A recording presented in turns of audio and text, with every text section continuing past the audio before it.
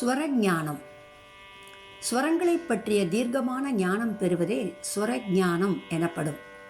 அகாரத்தில் ஒலிக்கும் நாதம் எந்த ஸ்வரத்தின் அளவில் பேசுகிறது என்று அறியும் ஞானமே ஸ்வரஞானமாகும். That is, it includes the ability to identify and recite or write down the swaras of any musical phrases sung, played or heard.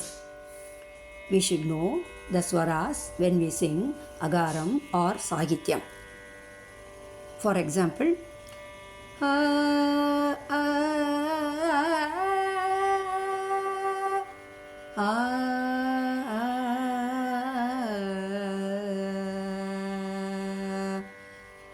நான் இப்பொழுது மெதுவாக சிங்கிள் நோட்ஸ் மாதிரி பாடினேன். இதோடு ஸ்வரம் எப்படி நாம் கண்டுபிடிப்போம்? பாத நீசா மாகரீசா. இதே போல swara groups are phrases also in அகாரம்.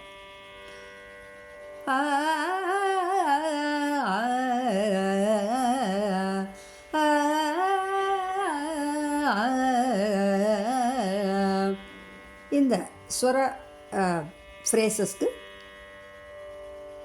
அகாரத்திற்கு பதனி சனிதப மகரி சரி கரிசா. இது போல் நாம் ஸ்வரங்களின் கோர்வைகளுக்கு நாம் அகாரத்தில் பாடி ஸ்வரம் என்ன என்று முயற்சி செய்து பார்க்கலாம். இப்போது ஒரு பிள்ளையார் ஸ்லோகம் பாடுகிறேன். எளிமையான ஸ்வரத்தில் அமைந்த பிள்ளையார் ஸ்லோகம்.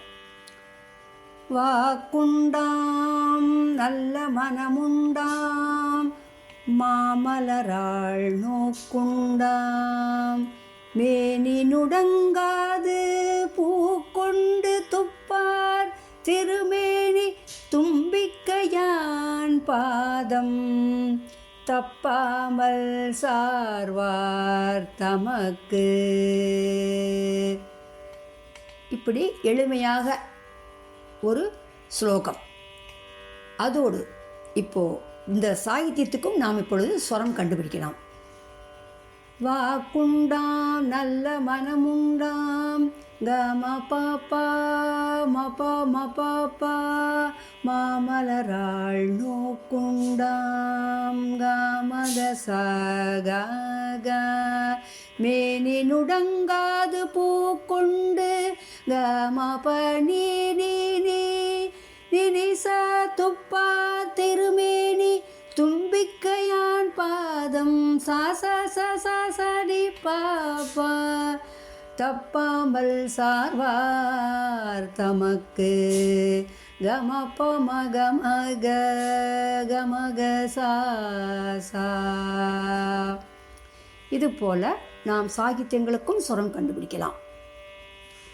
இது எல்லாமே எப்படி சாத்தியமாகும்? நாம் நம்முடைய அபியாச கானத்தில் உள்ள சரளி வரிசை, ஜண்ட வரிசை, தாட்டு வரிசை இப்படியான எக்ஸசைஸ்களை நாம் முறைப்படி அபியாசம் செய்து அதற்குண்டான அகார சாதகம்னு சொல்லுவோம். அகாரத்திலும் நாம் அதை பாடி பயிற்சி செய்தோமானால் நமக்கு நிச்சயமாக ஸ்வரஞானம் என்பது ஏற்படும் என்பது உறுதி. நன்றி, வணக்கம்.